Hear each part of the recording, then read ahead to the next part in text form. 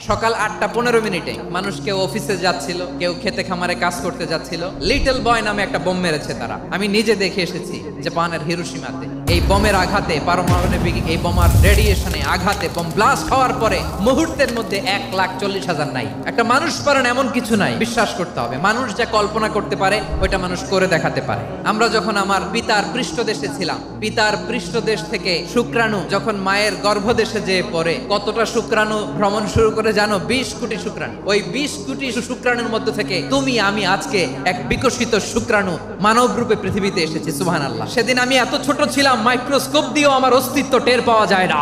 তারপরেও ওই প্রতিযোগিতায়, ওই কম্পিটিশনে যখন আমারে কেউ হারাতে পারে নাই, আল্লাহর জমিনেও আমারে কেউ হারাতে পারে না। হারার জন্য তোমার জন্মই হয় নাই, তুমি আসছোই জিতার জন্য। সুবহানাল্লাহ। একটা কথা জীবনের সাথে সেট করে নিতে হবে, আমি জিতি নয় শিখি, আমি কখনো হারি না।